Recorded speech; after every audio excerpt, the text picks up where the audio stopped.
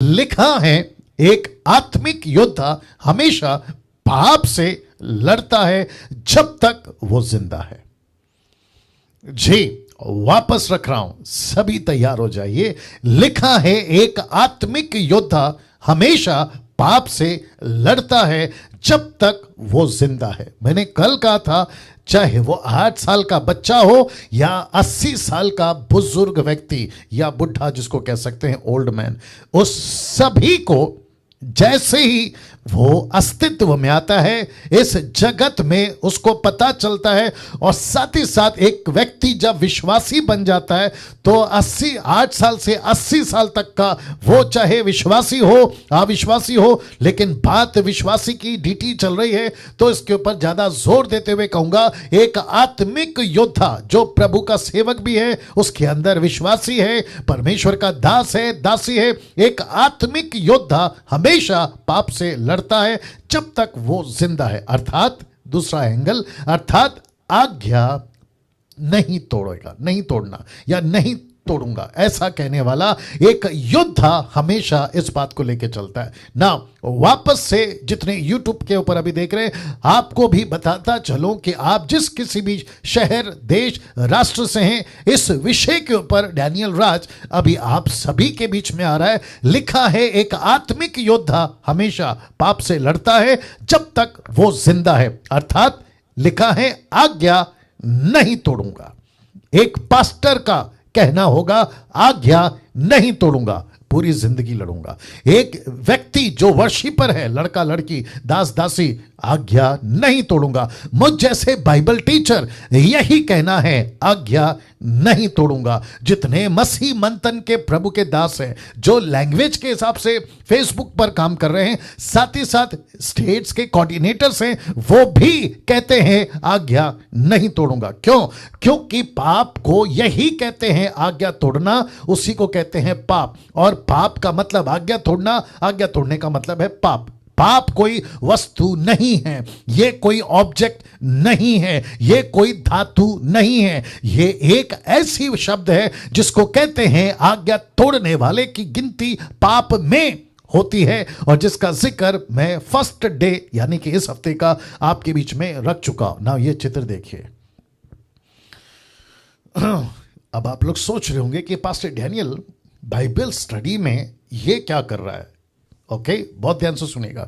जिस टॉपिक को मैं लेके चल रहा हूं वहां है युद्ध, वहां है बैटल, वहां है एक लड़ाई, और जिसके चलते ये तस्वीर या ये टैंक जिससे आप लड़ते हैं, स्टेट्स के बॉर्डर के सिपाही इससे लड़ते हैं, जिसके चलते आज का मैसेज कनेक्ट हो सके, उसके लिए रखा है। तो लिखा है सबसे पहले आपको यह समझना होगा कि आप एक युद्ध भूमि में हैं।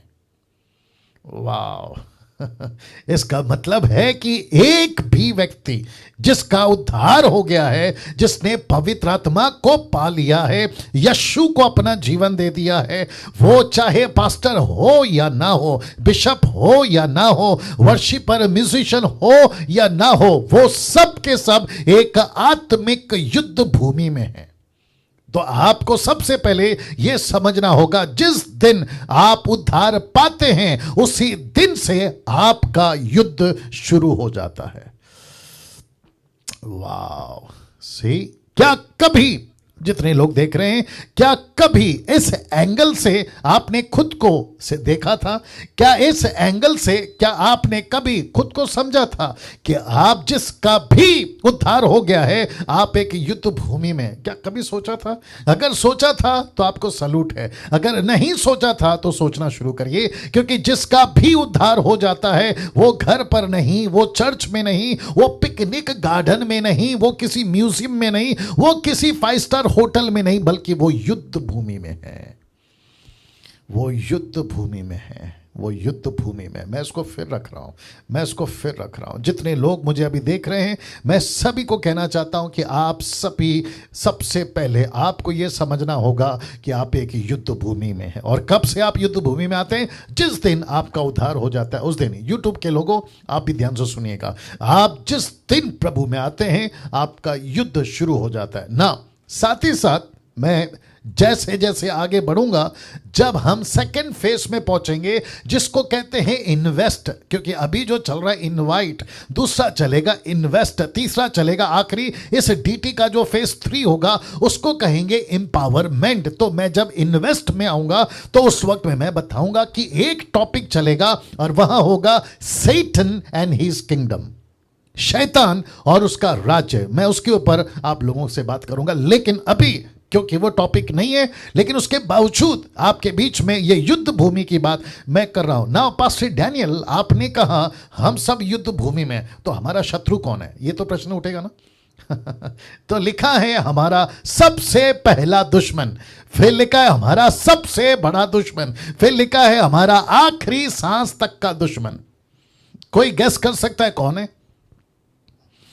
या आप में से जो जिनको मैंने को होस्ट बनाया है वो बात कर सकते हैं, माइक ऑन करके आप लोग बात कर सकते हैं। मैं फिर कहता हूं कि हमारा सबसे पहला दुश्मन, हमारा सबसे बड़ा दुश्मन और आखिरी सांस तक, मतलब जब तक मैं जिंदा हूं हम सब जिंदा हैं, और वह आखिरी सांस तक का दुश्मन। तो फोटो फिर से देख लीजिएगा, जिस रणभूमि में आप हैं तो आपका कोई दुश्मन होगा। तो वो दुश्मन कौन है? जो सबसे पहला है और सबसे बड़ा भी है और आखिर सांस तक वो आपका दुश्मन है, वो कौन है? तो कोई गेस करना चाहेगा थोड़ा सा इंटरेस्टिंग बनाने के लिए? जी, माइक ऑन करके कोई भी बता सकता है, मतलब जिसको मैंने ऑप्शन दिया हुआ है, या कौन बताना चाहेगा? कोई गेस कर लीजिए। जी। लूसीफर। किसकी आवाज है ये? नाम बताइए सर। Nathan sir. जी, नेथन साहब। ओके, अच्छा, नेथन साहब बोल रहे हैं कि लूसीफर। ओके। सिस्टर निर्जला जी। हाँ, लूसीफर तो है ही, और हमारा मन के अभिलाषा हो। अरे बाप, मन ही दुश्मन हो जाता। बाप रे। ओके, आप लोग अपनी माइक बंद कर लीजिए। ओके, आपको जोर का झटका धीरे से, बाकी लोगों को, लेकिन सिस्टर निर्जला जी को झटका नहीं लगेगा, क्योंकि आपका सबसे बड़ा दुश्मन आप खुद हैं। बाप रे, इसका मतलब आपका मन, ऑफ कोर्स आपका हृदय, ऑफ कोर्स। सिस्टर निर्जला जी बहुत सही जवाब, और आपको मिलता है कोई इनाम नहीं।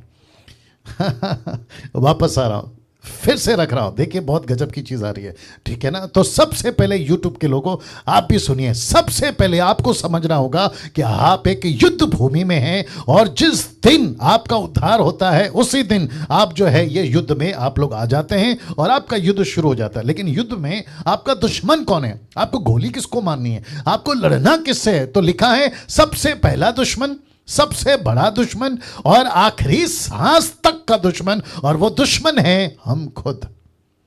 वो दुश्मन है हम खुद। अब मुझे नहीं पता आप में से कभी किसी ने इस बात पे भी फोकस किया या नहीं, लेकिन आपको नहीं पता हम सब के अंदर ही ये दुश्मन बैठा है जिसको हम लेके चलते हैं। यिर्मयाह की किताब उसका 17 का 9 डालने की जरूरत नहीं है, क्योंकि इसके ऊपर हम प्रचार कर चुके हैं। सबसे बड़ा धोखेबाज और सबसे बड़ा डिसीव्ड फुल कौन है? आपका खुद का हृदय। नाउ इसके ऊपर आज मैं बात करूंगा। लिखा है और युद्ध भूमि का नाम है, युद्ध भूमि का नाम है आपका हृदय, जिसको कहते हैं इंग्लिश में योर हार्ट। तो निर्जला जी आप बिल्कुल सही थी।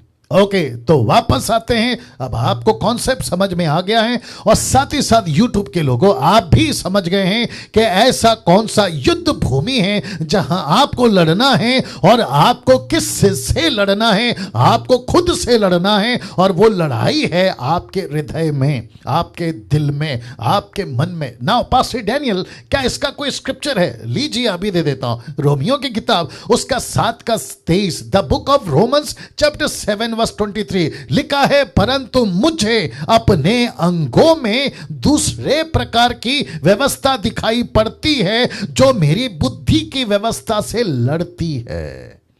मेरे बुद्धि की व्यवस्था से लड़ती है। सिस्टर समीक्षा जी, अगर आप अभी हैं तो मैं चाहता हूं कि आप इसको इंग्लिश में अगर आप पढ़ सकें, अगर हैं आप, क्योंकि हम आपको ढूंढ रहे थे। समीक्षा है, ओके। सिस्टर समीक्षा प्लीज इसको इंग्लिश में भी पढ़िएगा। लिखा है परंतु, रोमन 7:23 पढ़ना है। लिखा है परंतु मुझे अपने अंगों में दूसरे प्रकार की व्यवस्था दिखाई पड़ती है जो मेरी बुद्धि की व्यवस्था से लड़ती है और मुझे पाप की व्यवस्था के बंधन में डालती जो मेरे अंगों में है। आपके अंदर ऐसा कौन सा युद्ध भूमि है जिसको मैंने अभी रखा? वो है आपका हृदय। तो इसका मतलब हुआ कि आप जब तक जिंदा हैं, आपको किससे लड़ना है? वापस रख दे रहा हूं, आपको खुद से लड़ना है। आपको खुद से लड़ना है। आपको खुद से लड़ना है। आपको लड़ते लड़ते कहां लड़ना है? आपकी युद्ध भूमि का नाम है आपका हृदय। देखो क्या डेंजर चीज है। और अक्सर लोग क्या कहते हैं? लो सिस्टम्स क्वालिटी। ओके, सबको दिख रहा है जी? सब ठीक है निर्जला जी? ओके, तो इसका मतलब जी जी शुक्रिया। इसका मतलब है कि हम सभी को अपने अंदर एक ऐसी वस्तु, पौलुस कहता है, दिखाई देती है जो आपके अंदर है और उसको कहते हैं आपका हृदय। जी समीक्षा इंग्लिश में पढ़िए। Romans 7:23. But I see another law in my members, warring against the law of my mind and bringing me into captivity to the law of sin, which is in my members. या वापस पढ़िए। Okay. But I see another law in my members, warring against the law of एक second क्या and लिखा है? bringing warring. वापस पढ़ना, warring. warring. या तो इसका मतलब क्या है? Warring.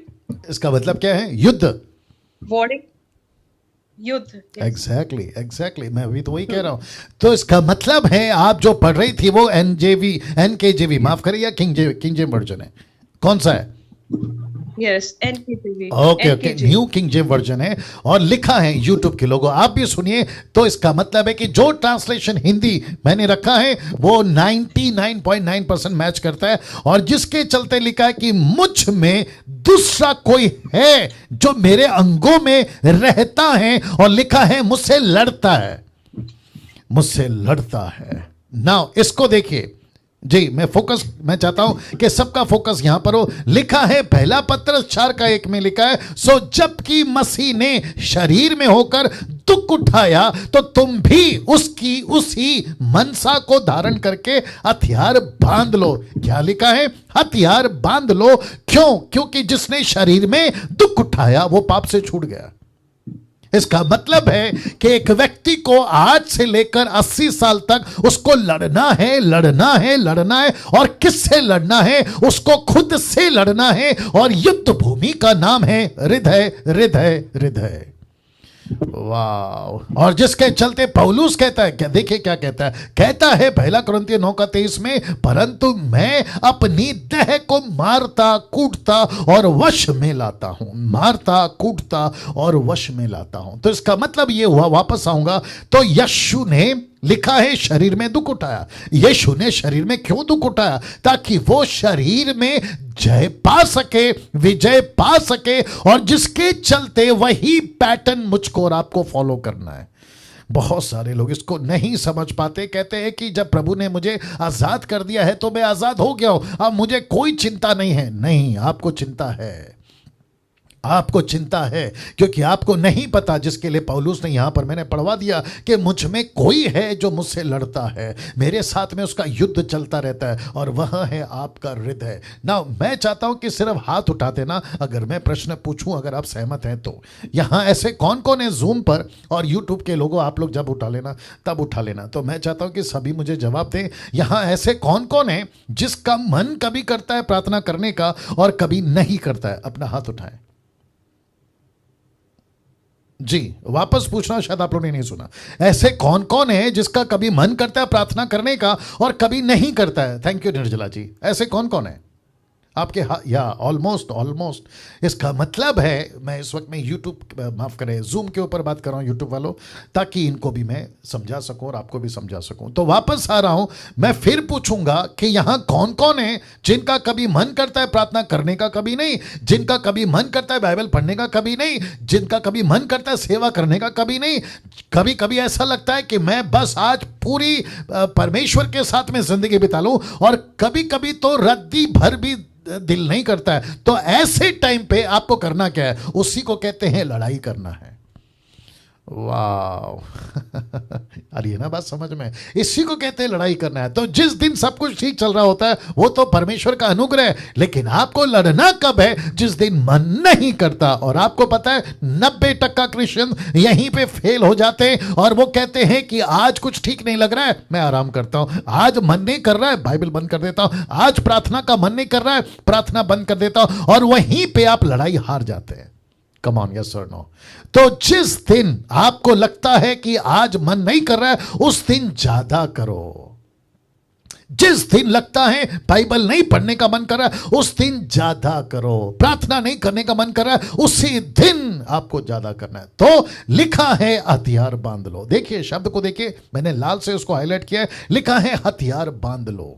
तो इसका मतलब है कि हमको 24/7 अपने वेपन, अपने हथियार बांध के रखने हैं, ताकि हम एक शत्रु से लड़ सके। और वो शत्रु रहता है अमेरिका में, वो शत्रु रहता है अफ्रीका में, वो शत्रु रहता है जापान में, राइट?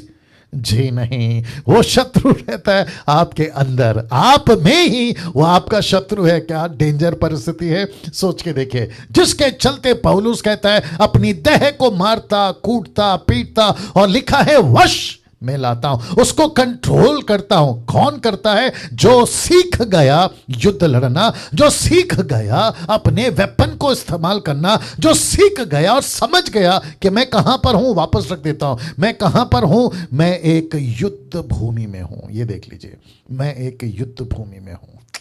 क्या बात है, कैसा लग रहा है अभी तक? थोड़ा सा थम करके बता दीजिए। Thank you, thank you, thank you. या बहुत ज़रूरी है, बहुत ज़रूरी है, बहुत ज़रूरी है। Thank you Jesus, thank you Lord.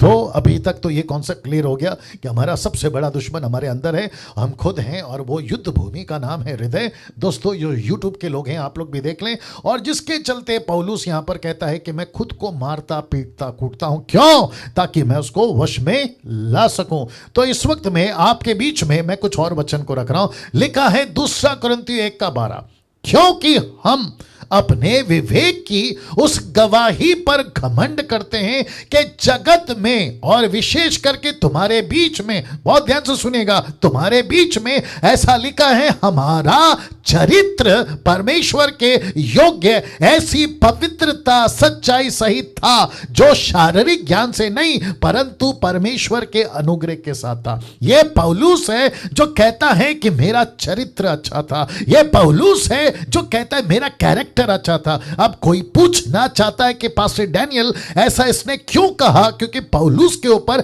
Allegations, दूसरे शब्दों में दोष, दूसरे शब्दों में इसके ऊपर विरोध करने वाले बहुत थे। क्यों? क्योंकि यह सच्चाई पे चलता था, ये खरा प्रचार करता था, और जिसके चलते लोग इसके ऊपर, उन दिनों की बात कर रहा हूं, इसके ऊपर आलोचना करते थे। और इसने बहुत सारे पत्रियों में अपने दुख का क्या कहते हैं ना, वर्णन किया है। मैं चाहता तो ऑफरिंग के पैसे ले सकता था, ये कहता है मैं चाहता तो शादी कर सकता था, ये कहता है मैं चाहता तो अपनी जो उपज है उसका अनाज खा सकता था, लेकिन मैंने ऐसा नहीं किया। मैं नौकरी करता था, मैं तंबू का बिजनेस करता था, लेकिन मैं कुंवारा रहा, मैंने शादी नहीं करी। ऐसे बहुत सारे त्याग का जीवन का ये अपना हवाला या फिर अपनी तरफ से बात को रखता है, मेरा चरित्र अच्छा था। ये क्या है?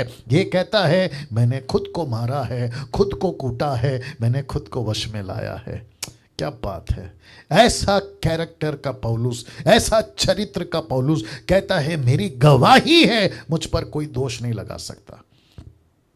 अब आप लोग जो सुन रहे हैं यूट्यूब के लोगों, ये थोड़ा सा हैवी है, मैं जानता हूं, लेकिन बर्दाश्त करिए, क्योंकि मैं ऐसे ऐसे एंगल को टच कर रहा हूं जो शायद आप लोगों ने कभी नहीं सुना। मैं चाहता हूं कि ऐसे क्षेत्र से भी आपको जो है प्रभु का वचन मिलता रहे ना। बहुत ध्यान से सुनिएगा, याकूब की किताब उसका 1:14, बहुत ध्यान से सुनिएगा। इसका कनेक्शन युद्ध के साथ है, मैं आपके बीच में रख रहा हूं। क्यों? क्योंकि पौलुस कहता है मेरा चरित्र बहुत अच्छा था, मैं पवित्रता पे चला, मैं सच्चाई पे चला। क्यों? क्योंकि मैंने अपने दिल को संभाला, मैंने खुद को संभाला, मैंने सेल्फ कंट्रोल करना सीखा, मेरे अंदर संयम की आत्मा थी। मैं बहुत कुछ कर सकता था, अय्याशी की जिंदगी, पैसों के साथ में शादी करके, बच्चे पैदा करके मैं जैसा चाहता था जी सकता था, लेकिन मैंने खुद को मारा। देखो लिखा है ना, मैंने खुद को मारा, कूटा, वश में लाया, और मेरा चरित्र मेरा गवाह है।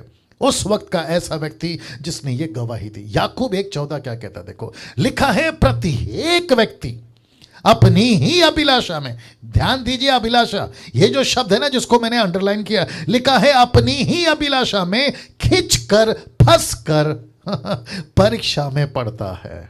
खिंच कर फंस कर परीक्षा में पड़ता है। क्यों? क्योंकि हर कोई, बहुत ध्यान से सुना, आपको गुस्सा आ सकता है लेकिन कोई दिक्कत नहीं, मेरा फर्ज है बोलना। ऐसा लिखा है, अपनी ही अभिलाषा, अपने ही चक्कर में खिंच कर फंस कर परीक्षा में पड़ता है। क्यों? क्योंकि हर कोई पौलुस नहीं होता ना, हर कोई पौलुस नहीं होता। जैसा लिखा है मेरा चरित्र, लेकिन उसके ठीक अपोजिट में याकूब कहता है कि प्रत्येक व्यक्ति अपनी ही अभिलाषा में। तो दूसरे शब्दों में ऐसा व्यक्ति जो खुद की अभिलाषा में फंस रहा है, मेरा साथ दीजिएगा प्लीज, अगर सहमत है तो हाथ उठाकर बता देना या थंब बता देना, अपने ही चक्कर में, अपनी ही अभिलाषा में, तो इसका मतलब है कि इसने अपने दिल पर काबू करना नहीं सीखा। यस और नो? या राइट। दूसरे शब्दों में इसने नहीं सीखा कि मैं युद्ध पर विजय कैसे पाऊं, इसने नहीं सीखा कि मैं खुद को काबू कैसे करूं। इसलिए लिखा है कि प्रत्येक व्यक्ति अपनी ही अभिलाषा में खिंचकर फंसकर परीक्षा में पड़ता है। तो इसका मतलब है आज के इस चौथे पॉइंट पर, पाप के, या 12वें एपिसोड पे यूट्यूब के लोग आप ही सुनो, कि आज जो हमको सीखना है वह यहां है कि हमको खुद पर काबू करना सीखना होगा, हमको खुद पर नियंत्रण लाना सीखना होगा। उसके बावजूद कि हम उद्धार पाए, उसके बावजूद कि हम पवित्र आत्मा पाए, उसके बावजूद कि हमारे ऊपर यीशु का लोभ है। क्योंकि यीशु मसीह, बहुत ध्यान से सुना, सहमत है तो हाथ उठाकर बता देना, यीशु मसीह जबरदस्ती किसी के साथ नहीं करता। यस और नो?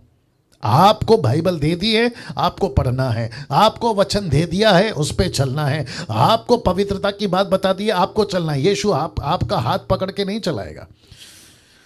कैसे बताऊं? आप बियर बार की दुकान से जा रहे हैं या दारू की दुकान से जा रहे हैं और आपका अंदर से आता है मैं दारू पीऊं, तो आप जाकर पी लेते हैं, और पीने के बाद में आप कहते हैं कि प्रभु मेरे से पाप हुआ है, लेकिन ये पाप का कसूरवार आप हैं। बोला क्यों? जब मैं जा रहा था तो रोका क्यों नहीं? हद हो गई यार। मैं जब जा रहा था तो मेरे को रोका क्यों नहीं? तो फिर हम कहेंगे कि मूर्ख या पागल, तुझे खुद को कंट्रोल करना था। तो ऐसे विश्वास ये कहते ना ना ना ना, हम कैसे कंट्रोल करें? क्योंकि परमेश्वर अंदर बैठा है, उसने कंट्रोल करना चाहिए था। वो कैसे करेगा? See that. कितने लोग समझ रहे हैं मैं क्या बात कर रहा हूं? तो इसका मतलब है कि हम सभी को अपने अपने जीवन को लेकर परमेश्वर के आगे, मैं इसको ठीक कर देता हूं क्योंकि ये घूमते रहता है। ये क्या हो गया? देखो, यू कैन नॉट मूव। हाँ, इसको देखो क्या हो गया। ये ऐसा घूमते क्यों रहता है? इसको क्या करूं? ओके करूं? या देख लो, देख लीजिए, 1 सेकंड दीजिए प्लीज।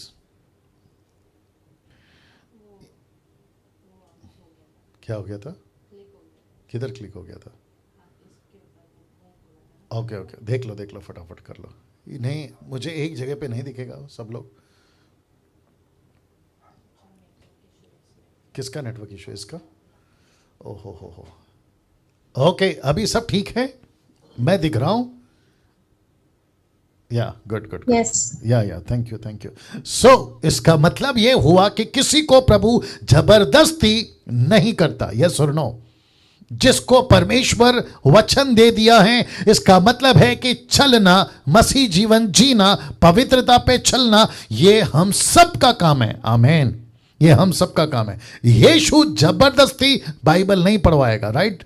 यीशु जबरदस्ती प्रार्थना में नहीं बिठवाएगा, राइट? यीशु मसीह हाथ पकड़कर चर्च नहीं ले जाएगा, राइट? ये आपको खुद करना है। इसलिए लिखा है प्रत्येक व्यक्ति अपनी ही अभिलाषा में खिंचकर फंसकर परीक्षा में पड़ता है। नाउ इसको देखिए, एक तरफ आपका हृदय और दूसरी तरफ आप देख सकते हैं युद्ध का मैदान। मैं जानबूझकर ये स्लाइड को यूज कर रहा हूं ताकि आपको कनेक्ट कर सकूं मेरे प्रचार से, ठीक है ना? नाउ इसके ऊपर जो वचन आएगा आप लोग देख लीजिएगा। 2 कुरिन्थियों 10:5 लिखा है, सो हम कल्पनाओं को और हर एक ऊंची बात को जो परमेश्वर के पहचान के विरुद्ध इसको भी कह सकते हैं लड़ाई चल रही है, परमेश्वर के पहचान के विरुद्ध उठती है, लिखा है खंडन करते हैं। फिर लिखा है हर एक भावना को कैद करके मसीह का आज्ञाकारी बना देते हैं। तो इसको कौन बनाता है? खुद विश्वासी। लड़ता कौन है? खुद विश्वासी। मैं मजबूत बनूंगा, कौन निर्णय लेता है? खुद विश्वासी। दास दासी, परमेश्वर का सेवक। मैं पवित्रता पे चलूंगा, कौन तय करता है? खुद परमेश्वर का दास। कम ऑन, यस और नो? तो इसका मतलब है कि पौलुस कहता है एक एक ऊंची बात को, एक एक कल्पना को, एक एक विरोध की बातों को जो परमेश्वर की पहचान में उठती है, मैं उसका खंडन करता हूं। कहां? युद्ध के मैदान में। युद्ध का मैदान कहां है? आपका दिल, आपका हृदय, और वहीं पे उठती हैं ये बातें। कभी कभी ऐसा लगता है मैं परमेश्वर का बहुत साथ चलूंगा, कभी कभी ऐसा लगता है मैं परमेश्वर के खिलाफ चलूंगा। कम ऑन, यस और नो?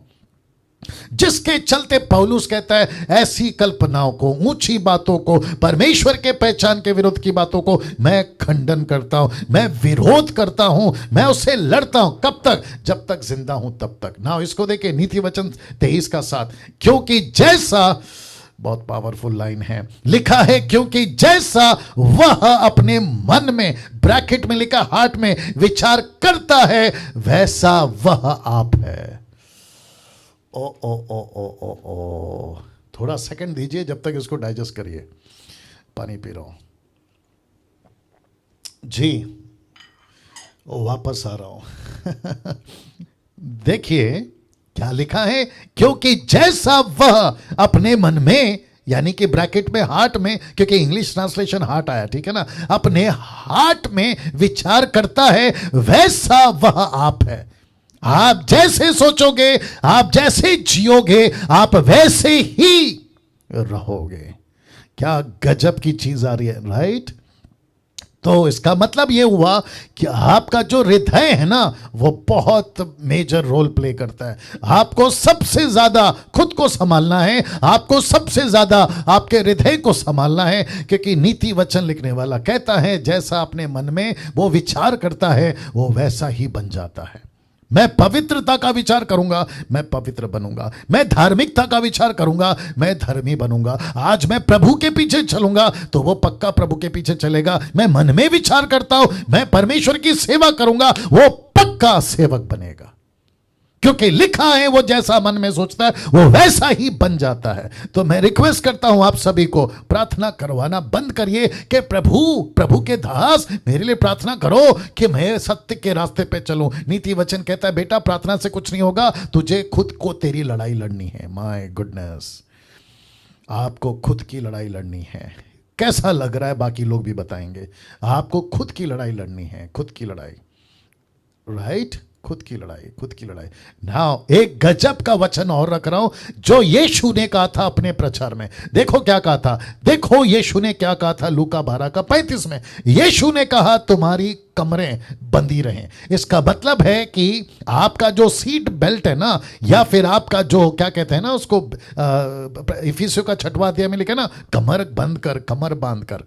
इंग्लिश में शायद लिखा होगा फास्टन योर सीट बेल्ट, जो कि एयर होस्टेस हमेशा कहती रहती है, लेकिन वो बैठने के लिए कहती है। लेकिन यीशु कहता है युद्ध के लिए तुम्हारी कमरें बंधी रहे। क्यों? और लिखा है तुम्हारे दिए जलते रहें। क्या बात है, क्या बात है। मैं रिपीट करता हूं, लिखा है तुम्हारी कमरें बंधी रहें और तुम्हारे दिए जलते रहें। यूट्यूब के लोगों आप भी देखिए क्या गजब का वचन है।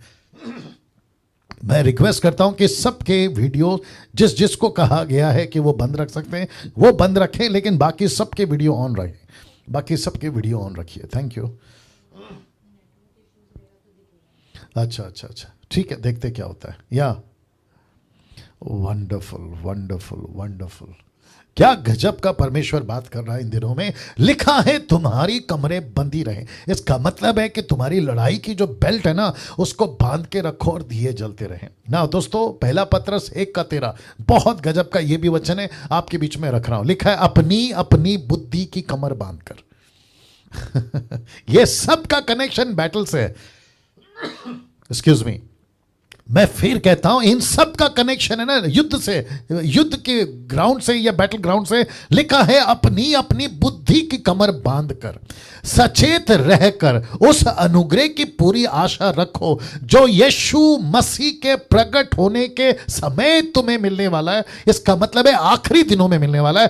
और आज्ञाकारी बालकों की नाई अपनी अज्ञानता के समय की पुरानी अभिलाषाओं के सदृश ना बनो। ओ हो। इन सब का कनेक्शन आपसे देखो, इन सब का कनेक्शन शरीर से, इन सब का कनेक्शन आपके हृदय से। मैंने इसलिए ये पॉइंट को चुना आज आखिरी एपिसोड में पाप का, जो कि कहता है कि हमको युद्ध लड़ना है और पाप से लड़ना है। माय गुडनेस, क्या क्या गजब का परमेश्वर है। फिर वचन 15 क्या कहता है देखो, पर जैसा तुम्हारा बुलाने वाला पवित्र है वैसे ही तुम भी अपने सारे चाल चलन में पवित्र बनो, क्योंकि वचन 16 कहता है लिखा है कि पवित्र बनो क्योंकि मैं पवित्र हूं। जबकि तुम हे पिता कहकर उससे प्रार्थना करते हो जो बिना पक्षपात हर एक के काम के अनुसार न्याय करता है। लिखा है तो अपने परदेसी होने का समय भय से बिताओ। इस पृथ्वी के ऊपर आप और मैं परदेसी हैं, इस पृथ्वी के ऊपर आप और मैं अनजान हैं। इंग्लिश ट्रांसलेशन कहता है वी आर फॉरेनर्स, हम इस पृथ्वी के ऊपर फॉरेनर्स हैं। इसका मतलब क्या मालूम है, ये देश हमारा नहीं है, ये जगह हमारी नहीं है। इस पृथ्वी के ऊपर कैसे जीना है, भय से जीना है। क्यों? ताकि कहीं आप युद्ध के मैदान में हार ना जाओ, कहीं पवित्रता के रास्ते पे चलते चलते आप कहीं डगमगा ना जाओ, जिसके चलते पौलुस कहता है वापस माफ करे, पतरस कहता है कि कमर बांध के रखो, कमर बांध के रखो। क्या बात है, वंडरफुल जीसस, कमर बांध के रखो। जितने यूट्यूब के लोग हैं, मैं आपसे भी कहना चाहता हूं, ऐसे प्रचार, ऐसी बातें इस डिसाइपलशिप ट्रेनिंग के माध्यम से आप सभी तक पहुंचाने का अनुग्रह परमेश्वर दे रहा है। जिसको मैंने डे 1 से कहा है कि डैनियल राज इस प्रचार में, टीचिंग में गद्दारी नहीं करेगा, किसी प्रकार का कॉम्प्रोमाइज नहीं करेगा। मैं पूरी मेहनत करता हूं, पूरी रात जागता हूं। कुछ लोग जानते हैं जो जिनको पता है कि मैं क्या काम करता हूं, और जिसके चलते यूट्यूब के लोगों में आपसे बात कर रहा हूं, जिसके चलते मकसद एक है कि मसीह की देह वचन के मामले में मजबूती पाए, जड़ पाए। इस पृथ्वी पर हम ऐश करने के लिए नहीं बने मसीह, इस पृथ्वी के ऊपर हमको नहीं चाहिए आराम की जिंदगी। यीशु मसीह ने कहा तुम बैल हो, मेरे खेत में हो, जब तक जिंदा हो काम करो। तो डैनियल राज वही काम कर रहा है। वाह, नाउ ये आपको मैं बता चुका हूं, शुक्रिया, ये आपको मैं बता चुका हूं कि इस पृथ्वी के ऊपर हमको भय के साथ परमेश्वर के साथ आगे बढ़ना है। नाउ एक ऐसा कैरेक्टर आपके बीच में रख रहा हूं, और इसी के ऊपर आज का जो स्टडी है वो समाप्त होगा। इसमें से क्या निकल कर आएगा आपके बीच में रखने जा रहा हूं। और मुझे यकीन है कि अय्यूब की पुस्तक, जिसमें 42 चैप्टर्स हैं, एक ऐसा पुस्तक जिसको लेखक मूसा है, जिसको तकरीबन स्कॉलर्स एग्री कर चुके हैं कि इसका लेखक मूसा है। अगर इसका लेखक मूसा है तो यह घटना आप सोच सकते कब की होगी। यह घटना तब की है, मैं समझता हूं कि जब नूहा का टाइम, क्योंकि इसके जो 3 दोस्त हैं और वो जो चौथा वाला दोस्त वो तो गजब का है, जो इसके ऊपर उंगली उठा रहा है, आप देख सकते हैं, ठीक है ना। तो ऐसे लोग की बातों से पता चलता है, जहां पे डायनासोर्स का जिक्र है, जहां पे ऐसे जानवरों का जिक्र है जो उन दिनों में रहते थे, तो ये कितना पुराना है अय्यूब, इसका पूरा डिटेल नहीं है। लेकिन इस अय्यूब से एक ऐसी बात सीख सकते हैं जिसको कहते हैं कि ये खुद से जीत गया। वाह, वापस बोलता हूं, ये खुद से जीत गया। इसकी लड़ाई किसी से नहीं थी, ना 3 दोस्तों से, ना उस चौथे दोस्त से, ना इसकी पत्नी से। इसकी लड़ाई ना शैतान से, ना परमेश्वर से, इसकी लड़ाई थी खुद से। और यह खुद से जीत गया, और जिसकी प्रशंसा परमेश्वर बहुत अद्भुत तरीके से करता है। मैं इस कहानी के साथ यहां से आगे बढ़ना चाहूंगा, और मैं जानता हूं कि आप में से बहुत सारे लोग बिल्कुल तैयार हैं आज के इस बातों को सुनने के लिए। तो आगे बात को रख रहा हूं। इस व्यक्ति का नाम है, आप देख सकते हैं, अय्यूब। कुछ चित्र आपके बीच में रखा हूं, उसकी वजह यह है ताकि आपको मैं कनेक्ट कर सकूं कि ऐसा कुछ हुआ था इस व्यक्ति के साथ में जिसका नाम है अय्यूब। नाउ सबसे पहला कुछ बातों को पढ़ लेते हैं। एक तरफ आप फोटो देख सकते हैं जहां पे अय्यूब टोटल खुश है, कोई दिक्कत नहीं है, बहुत अच्छे से चल रहा है। और इस व्यक्ति के बारे में ऐसा लिखा है, वचन 1 अय्यूब का 1 लिखा है, उज्ज देश में अय्यूब नाम का एक पुरुष था। अब उज्ज देश में अय्यूब नाम का एक पुरुष था, इतना सा लिखा है उसके बारे में, वह खरा सीधा था, उस और परमेश्वर का भय मानता। और ये जो आखिरी की लाइन है ना, इसको कहते हैं चौथी लाइन। पहला है खरा, दूसरा है सीधा, तीसरा है भय, और चौथा है बुराई से दूर रहता था। वाह, मैं फिर कहता हूं, ये बुराई से दूर रहता था। अब मुझे ये सिर्फ इतनी सी लाइन को थोड़ा सा डिस्क्राइब करने दीजिए। नूहा के टाइम पे क्या था? भयंकर बुराई। हनोक के टाइम पे क्या था? भयंकर बुराई। मूसा के बाद जो बेबीलोन का टावर गिरा, उस वक्त में भी क्या चला था? भयंकर बुराई। मूसा से लेकर यहोशू तक जो बीच का सफर रहा, उसमें भी क्या था? भयंकर बुराई। तो ऐसा लिखा है कि अय्यूब सीधा था, खरा था, परमेश्वर का भय मानता था। लेकिन ये जो चौथी लाइन है ना, जो कहता है कि वो बुराई से दूर रहता था। और इसी के चलते लूसीफर, बहुत ध्यान से सुनिएगा, बहुत मजा आएगा, क्योंकि अय्यूब का एक ऐसा पहलू और ऐसे कोनों को मैं टच करने जा रहा हूं जो शायद आपने कभी नहीं सुना होगा। इसलिए बहुत ध्यान से ना आप लोगों को ध्यान देना, ठीक है ना।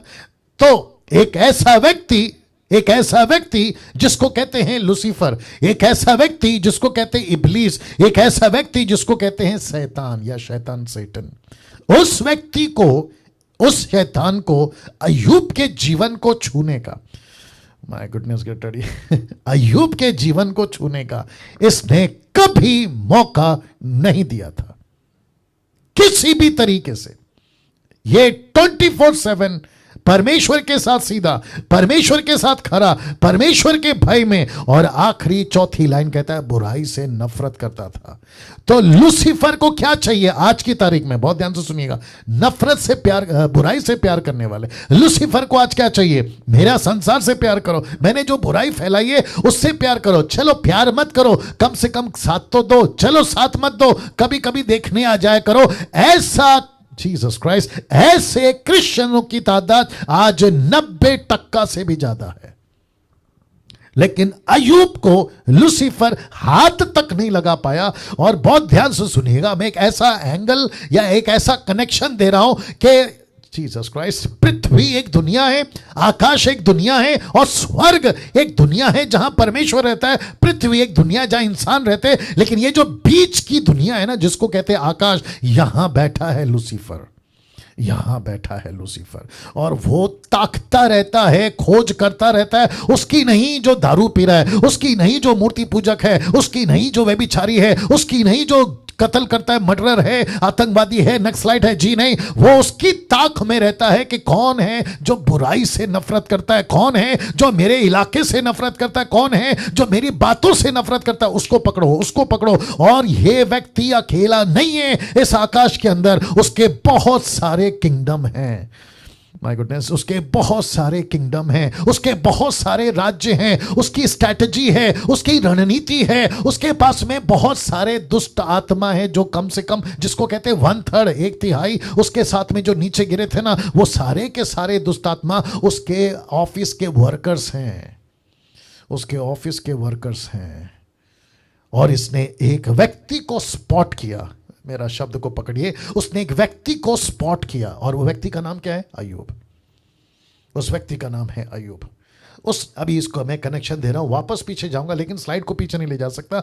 जिस दिन एक व्यक्ति उतार पाता है उसी दिन वो युद्ध के मैदान में आ जाता है, क्योंकि वो व्यक्ति को स्पॉट कर दिया गया है। बाप रे, आप लोग समझ रहे नहीं समझ रहे मालूम नहीं, उस व्यक्ति को स्पॉट कर दिया गया। डैनियल राज को 28 साल पहले स्पॉट कर दिया, निर्जला जी आपको स्पॉट कर दिया, सिस्टर एस्थर जी आपको स्पॉट कर दिया, आशा विलर आपको स्पॉट कर दिया, पास्टर रमन जी आपको स्पॉट कर दिया, बाकी जितने भी हैं ना अभी जो देख रहे हैं, पास्टर ब्रदर एजरा जी या फिर बाकी जितने भी हैं, इन सबको उसने उस दिन स्पॉट कर दिया। और वो कहता है कि ठीक है, welcome to the battlefield. Help me Lord, बहुत ध्यान से सुनो। वो कहता है वेलकम टू द बैटलफील्ड। मैं देखता हूं कि लड़ाई कब तक चलती है, मैं देखता हूं कि तुम युद्ध कब तक लड़ सकते हो, इसलिए मैंने पहले ही कह दिया कि जब तक तुम जिंदा हो तुम्हारी लड़ाई खत्म नहीं हो रही है। ये सच्चाई, ऐसी वास्तविकता आज 90% prosperity preachers, blessing preachers, motivational preachers नहीं बता रहे। ये दूसरा ट्रैप है शैतान का। जबकि एक क्रिश्चियन उसी दिन युद्ध के मैदान में आ जाता है जिस दिन उसने यीशु को अपना जीवन दिया। Yes to Jesus and no to Satan वाले युद्ध के मैदान में आ जाते हैं। और लिखा है कि उसने स्पॉट किया, किसको? अय्यूब को। मैं बताऊंगा कैसे उसने स्पॉट किया, बट मुझे यहां से बात को आगे ले जाना है। वचन 2 क्या कहता है देखो, उसके 7 बेटे 3 बेटियां उत्पन्न हुई, फिर उसके 7,000 भेड़ बकरी, 3,000 ऊंट, 500 जोड़ी बैल, 500 गधियां, बहुत ही दास दासियां थी। ऐसा लिखा, वरन उसके इतनी संपत्ति थी कि पूर्वियों में वह सबसे बड़ा रिच मैन था या सबसे बड़ा धनवान व्यक्ति था। ये अय्यूब। अब इसको रख रहा हूं, अब सीधा जंप करते हैं इस हिस्से पर।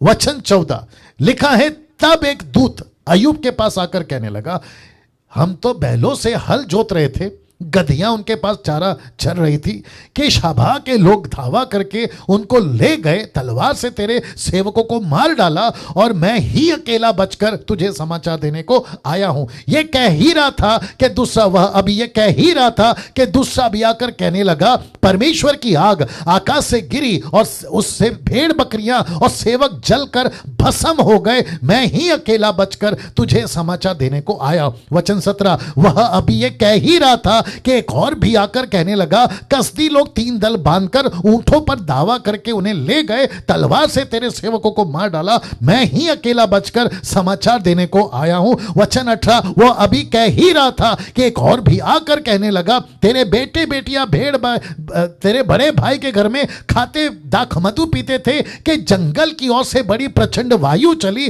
घर के चारों ओर कोनों को ऐसा झोंका मारा कि जवानों पर गिर पड़ा और वे मर गए, मैं ही अकेला बचकर तुझे समाचार देने को आया हूं। अब वचन 20 सुनिए, तब अय्यूब उठा, बागा फाड़ा, सिर मुंडाकर भूमि पर गिरा, दंडवत करके कहा, मैं अपनी मां के पेट से नंगा निकला, वहीं नंगा लौट जाऊंगा। यहोवा ने दिया और यहोवा ने लिया, यहोवा का नाम धन्य। इन सब बातों में भी अय्यूब ने ना तो पाप किया ना परमेश्वर पर मूर्खता से दोष लगाया। वाह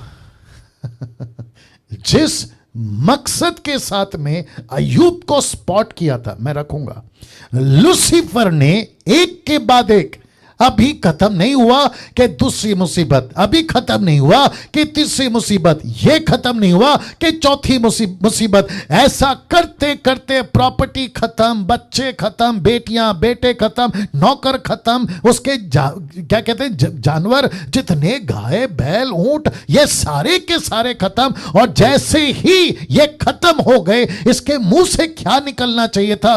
तब कहता है अय्यूब उठा, बागा फाड़ा, मतलब अपने कपड़े फाड़े और मुंह मुंडाकर, माफ करे सिर मुंडाकर भूमि पर गिरा। और इंग्लिश ट्रांसलेशन कहता है ही वर्शिप्ड। यहां लिखा है ना दंडवत, तो इंग्लिश में लिखा है ही वर्शिप्ड। इसने वर्शिप कब करी? जब इसके बच्चे मर गए। इसने वर्शिप कब करी? जब इसकी बेटियां मर गई। इसने वर्शिप कब करी? जब इसकी प्रॉपर्टी खत्म हो गई। आप worship, can you believe this? आप वर्शिप कब करते हैं? जब सब कुछ अच्छा चलता है। यह वर्शिप कब कर रहा है? जब सब कुछ खत्म हो गया है। ऐसे व्यक्ति को इसने स्पॉट किया है। किसने? लूसीफर ने। इसको अंदाजा तक नहीं था कि यह किसको स्पॉट कर बैठा है। मेरी बात ध्यान से सुनिएगा। आज की परिस्थिति क्या है पता है? हमारे मुंह से क्या निकलता है? अब आप लोग सोचेंगे कि डैनियल भाई आप दोष लगा रहे हैं। मैं दोष नहीं लगा रहा हूं, मैं प्रैक्टिकल बात कर रहा हूं। आपको पता है, आपका बटुआ घूम जाता है ना, आपके मुंह से शिकायतें निकलती हैं। आपके बच्चे को जुकाम हो जाता है ना, आपके मुंह से शिकायतें निकलती है। आपकी नौकरी चली जाती है ना, आपके मुंह से शिकायतें निकलती है। आपका हस्बैंड ने कुछ गलत कर दिया ना, आपके मुंह से शिकायतें निकलती है। आपके घर का रेंट नहीं है ना, आपके मुंह से शिकायतें निकलती है। आपके घर के आटे का डब्बा में आटा खत्म होता है, आपके मुंह से शिकायत निकलती है। और शिकायत क्या निकलती है पता है? यूट्यूब के लोगों, जूम के लोगों, आप भी सुनिए। शिकायत ये निकलती है, प्रभु तू कैसा परमेश्वर है, हम तो तेरे बेटा बेटी हैं, हम तो संसार को छोड़कर तेरे पीछे आए हैं ऐसा दिन देखने के लिए। ऐसा मुंह से निकलता है। तो फिर मेरा प्रश्न है, अय्यूब का तो बच्चे मर गए, 1 नहीं 10, उसकी प्रॉपर्टी टोटल 0, उसके नौकर खत्म, उसका अनाज खत्म। एक व्यक्ति एक रात पहले करोड़पति तो दूसरा सुबह रोड़पति। ऐसे टाइम पे क्या मुंह से परमेश्वर मैं तेरी आराधना करता हूं? और 21 वचन देखो क्या लिखा है, कहता है मैं मां के पेट से नंगा निकला था, मैं नंगा लौट जाऊंगा। इसका मतलब क्या है? इस प्लेनेट के ऊपर जो भी बच्चा पैदा होता है ना, वो कपड़ों के साथ पैदा नहीं होता, वो बिना कपड़ों के पैदा होता है। इसका मुंह से ये शब्द निकलना तो लूसीफर के मुंह पे तमाचा नहीं है। अब मैं आपसे पूछ रहा हूं, अपना हाथ उठाकर बता दीजिएगा, क्या ये युद्ध पे लड़ रहा है कि नहीं लड़ रहा है? लड़ रहा है। क्या ये युद्ध पे अभी तक जीत रहा है कि नहीं जीत रहा है? जीत रहा है। क्या इसने लूसीफर को एक भी मौका दिया? नहीं दिया। ऐसा व्यक्ति 21वीं सदी में हमको और आपको प्रभु ढूंढ रहा है। 21वीं सदी में मुझको और आपको ढूंढ रहा है। यूट्यूब के लोगों, क्या मुसीबत है आज पता है? आजकल चर्च में, क्या करूं, मेरा ट्रैक चेंज हो रहा है, बोल देता हूं। आजकल चर्च में लोग कैसे आते पता है? परमेश्वर मैं गवाही देता हूं। अगर गवाही है तो पास्टर ऐसों को माइक भी देते हैं कि गवाही दीजिए कि परमेश्वर ने आपके साथ में क्या क्या भला किया है। तो गवाही शुरू होती है, नंबर 1, मेरे पास गाड़ी नहीं था, प्रभु ने गाड़ी दिया। मेरे पास में घर नहीं था, प्रभु ने घर दिया। मेरी नौकरी नहीं थी, नौकरी दी। मेरा बच्चा बीमार था, बच्चा ठीक हो गया। ऑपरेशन था, ऑपरेशन सक्सेस हो गया। ऐसी गवाही कब आएगी कि मैं युद्ध के मैदान में मुसीबत के वक्त में भी खड़ा रहा और मैं प्रभु के साथ खड़ा रहा और मैं जीत गया? ऐसी गवाही नहीं आती साहब। मैं लड़ाई लड़ रहा था पाप से, लेकिन परमेश्वर ने उस लड़ाई में मुझे विजय दिया। ऐसी गवाही नहीं आती। मैं संघर्ष कर रहा था बाइबल पढ़ने में, लेकिन मैं विजय हो गया, मैं युद्ध जीत गया। ऐसी गवाही नहीं आती। आज सारी की सारी गवाही कैसे है मालूम है? जिसको कहते हैं मटेरियल, शारीरिक गवाही, जिसमें सब पैसा हेल्थ से रिलेटेड है, लेकिन आत्मिक गवाही नहीं है। इस विषय पे आज आपसे बात करने जा रहा हूं। लेकिन अय्यूब को देखिए कैसी गवाही दे रहा है। वो कहता है कि मां के पेट से निकला था नंगा, लौट जाऊंगा नंगा। यहोवा ने दिया, यहोवा ने लिया, यहोवा का नाम धन्य है। तो वचन 22 में रिकॉर्ड हो गया। अगर इसका लेखक मूसा है तो मूसा को परमेश्वर ने कहा लिख कि अय्यूब ने, इन बातों में अय्यूब ने ना तो पाप किया, ना परमेश्वर पर मूर्खता से दोष लगाया, जबकि इसको पूरा चांस था दोष लगाने का, जबकि इसको पूरा चांस था परमेश्वर पर एलिगेशन लगाने का कि मेरे साथ क्यों हो रहा है। लेकिन लिखा है कि ऐसा कोई काम नहीं किया। तो लूसीफर ने गलत आदमी को स्पॉट कर दिया। वाह, इस लूसीफर ने गलत आदमी को स्पॉट कर दिया। आज किसी बहन से बात कर रहा था, नाम नहीं लूंगा क्योंकि वो अभी देख रही हैं। एक व्यक्ति, माफ करे, एक महिला उनको कॉल करके कहती हैं कि परमेश्वर का कोई अभिषेकित तेल का बॉटल है तो हमको दे दो, मेरे सर दुख रहा है। इंटरनेट कनेक्शन प्रॉब्लम आ रहा है। या निर्जला जी सब ठीक दिख रहा है? या चेक या बीच में गड़बड़ है? यस, अब दिख रहा है। ओके। साउंड में थोड़ी गड़बड़ी है जी। वीडियो तो अच्छी है। जी। नहीं, इट्स ओके, चलने दो।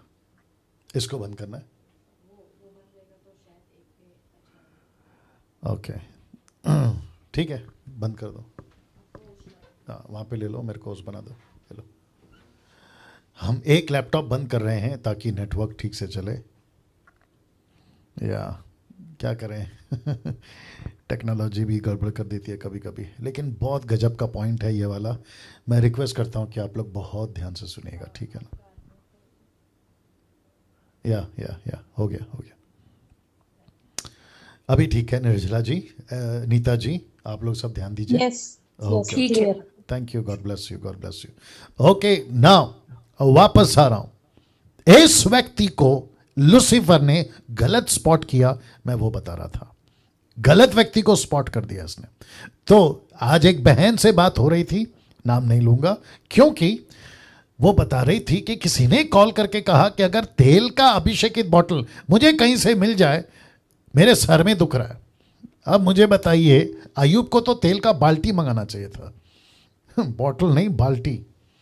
इसको तो पास्टरों की दो तीन दर्जन पास्टरों का प्रार्थना की आवश्यकता थी, लेकिन ऐसा व्यक्ति कहता है परमेश्वर का नाम सदा धन्य है। क्या गजब का आदमी है। तो मैं अभी तो खैर शुरुआत है इस आदमी की, मैं यूं ही पूछ लेता हूं आप लोगों को, और बाकी लोग मुझे हाथ उठाकर बता दें। आप लोग देख रहे हैं, क्या इस व्यक्ति ने अभी तक लड़ाई जीती? यस। क्या इसने एक भी जगह पे परमेश्वर को नीचे गिराया? नो। क्या लूसीफर को नीचे गिराया? यस। वाह। वचन 7, सॉरी, इसके बाद ये क्यों नहीं चल रहा है? एक सेकंड दीजिए। अच्छा, ये जब सब चेंज हो जाता है, एक सेकंड दीजिए प्लीज, एक सेकंड दीजिए, बहुत गड़बड़ है।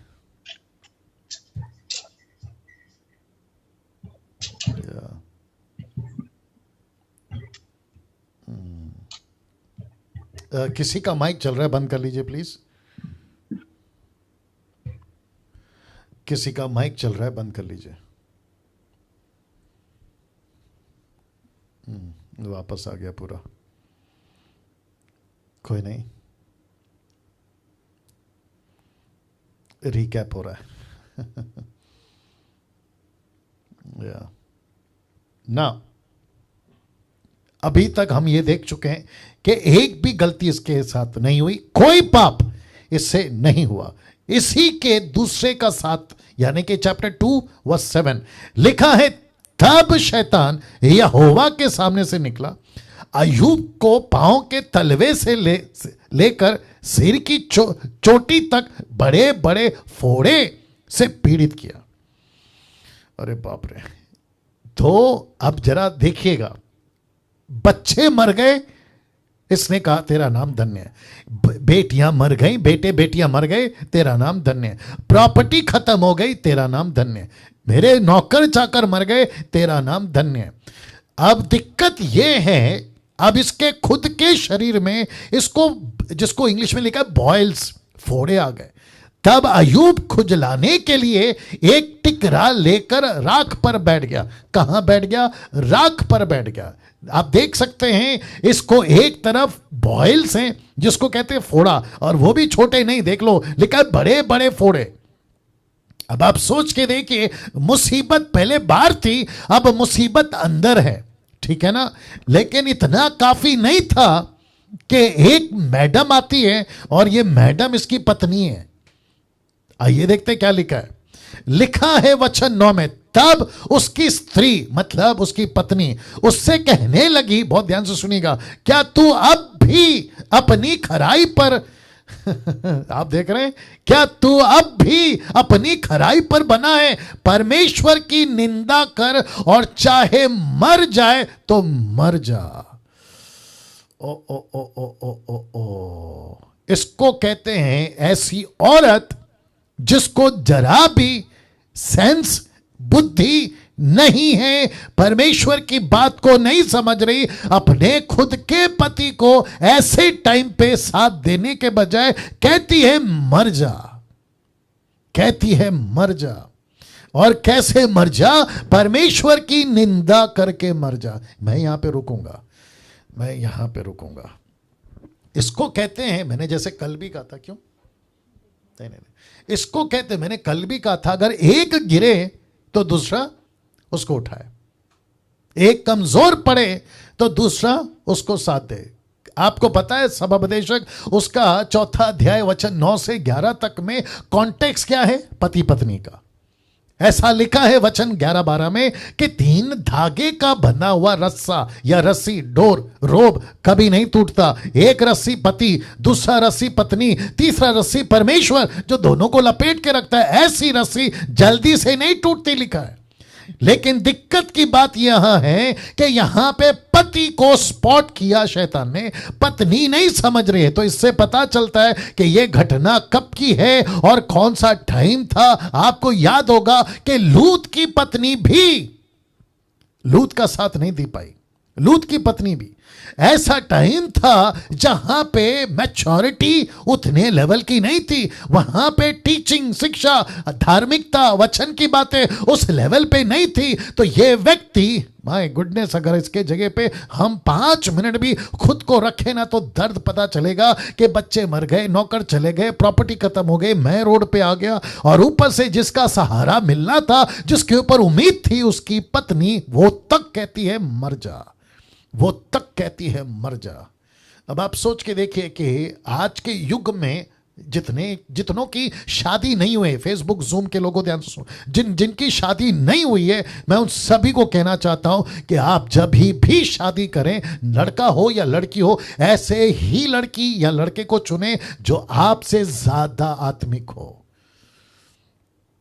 अरे बाप रे आपसे ज्यादा आत्मिक हो, जिस लाइफ पार्टनर को आपसे ज्यादा वचन पता हो, आपसे ज्यादा प्रार्थना वाली हो, आपसे ज्यादा प्रार्थना वाला हो, उसी को लाइफ पार्टनर चुनिए। नहीं तो गई भैंस पानी में, नहीं तो गई भैंस पानी में। मैं सबसे बात कर रहा हूं, मैं सबसे बात कर रहा हूं।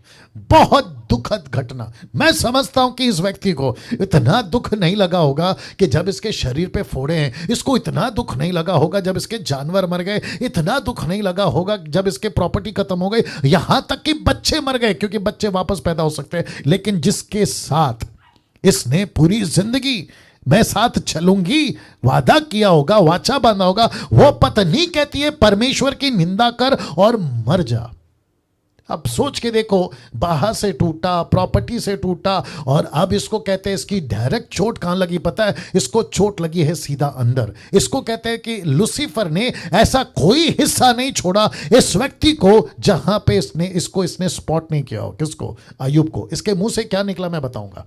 वचन 10 लिखा है, उसने उससे कहा, तू एक मूढ़ी स्त्री की सी बातें करती है, मतलब मूर्ख स्त्री की सी बातें करती है। क्या हम जो परमेश्वर के साथ सुख लेते थे दुख ना ले? इन सब बातों में भी अय्यूब ने अपने मुंह से कोई पाप नहीं किया। अब मेरा प्रश्न है मेरा प्रश्न है, क्या यह युद्ध 90% जीत गया?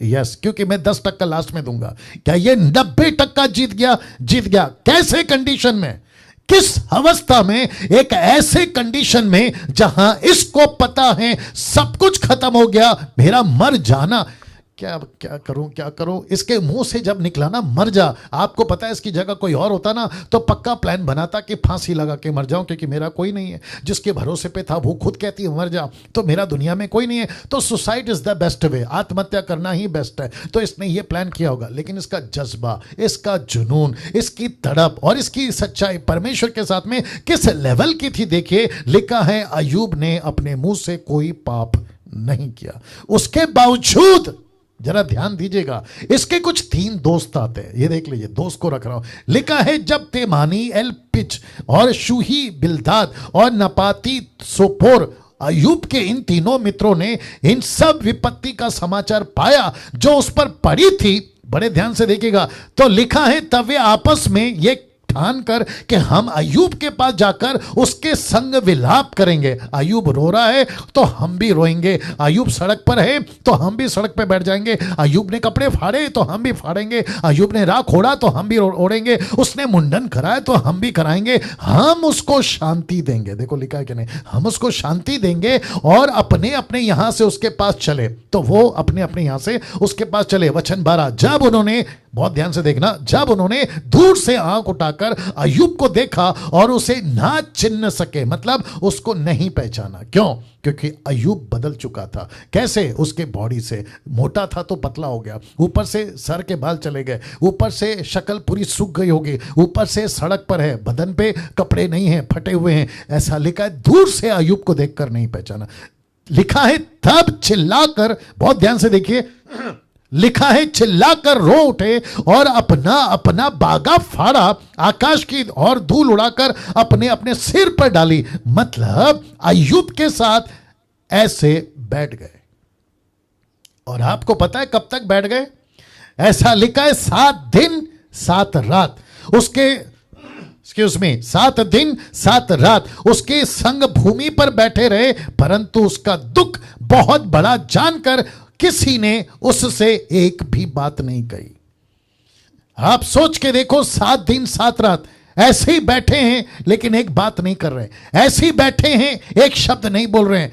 क्यों? इससे पता चलता है कि अय्यूब के जैसा दुख उस वक्त में इस प्लैनेट के ऊपर किसी का नहीं था। यह अंदाजा तक नहीं लगा पा रहे थे इस व्यक्ति के साथ ये हुआ क्यों, यह व्यक्ति के साथ ऐसा क्यों हो रहा है। ऐसा 7 दिन 7 रात ऐसा चुप करके बैठे रहे।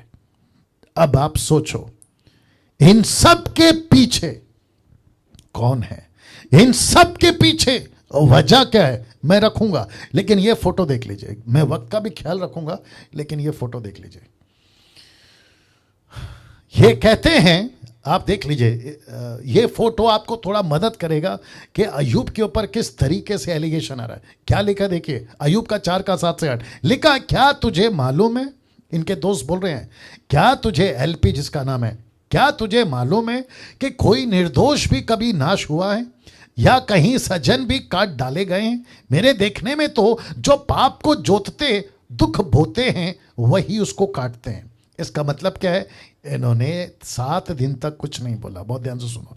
और जब मुंह खोला तो तसल्ली की बात कहां बोल रहे हैं, सांत्वना की बात कहां बोल रहे हैं? ऐसा शब्द बोल रहे हैं जिसको कहते हैं जख्म पे नमक छिड़कना।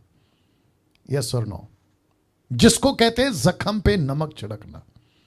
जब 7 दिन कुछ नहीं बोले, देखो कैसे बैठे, आप लोग भी देखिए यूट्यूब वालों, 7 दिन कुछ नहीं बोले, 8वें दिन जब मुंह खोला तो क्या बोलते हैं?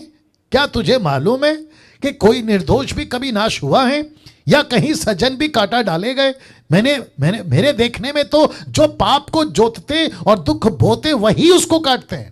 तो इसका मतलब ये तीनों क्या कह रहे पता है? अय्यूब, ये जो तेरी हालत हुई है ना, ये तेरे पाप के वजह से, ये जो तेरे को सजा मिली है ना, ये कहीं ना कहीं तूने पाप किया है। ये जो तेरे शरीर पे फोड़े और तेरी पत्नी छोड़ के गई, तेरे बच्चे मर गए, तूने ऐसा कोई तो पाप किया है जिसके चलते तुझे ऐसी मुसीबत का सामना करना पड़ा। लेकिन आप जानते हैं, जब अय्यूब ने अपना मुंह खोला, लिखा है वचन 32 का 1 में लिखा है, तब उन तीनों पुरुषों ने यह देख कर कि अय्यूब अपनी दृष्टि में निर्दोष है, उसको उत्तर नहीं दिया। इसका मतलब है, इंग्लिश ट्रांसलेशन कहता है, सो दिस 3 men ceased का मतलब है चुप हो गए, सीज हो गए, to answer Job because he was righteous in his own eyes.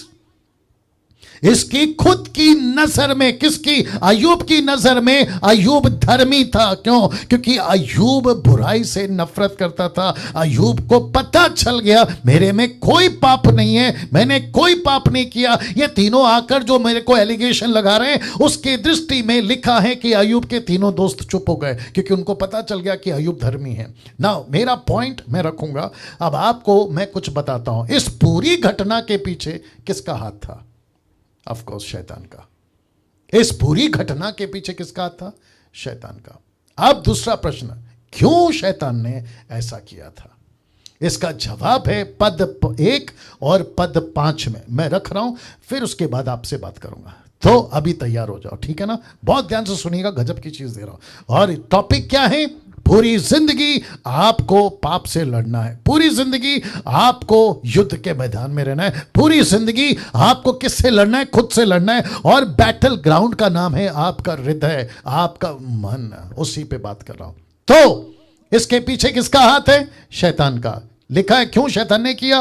पद 1 और पद 5, तो मैं दोनों रख रहा हूं। तो सबसे पहला 1 रख रहा हूं। लिखा है उज देश में अय्यूब नाम का एक पुरुष था जो खरा सीधा, और लिखा है परमेश्वर का भय मानता और बुराई से परे रहता, मतलब बुराई से दूर रहता। वचन 5, जब जब, बहुत ध्यान से सुनिएगा, लिखा है जब जब जेवनार के दिन पूरे होते, जब जब जेवनार के दिन पूरे होते, तब तब अय्यूब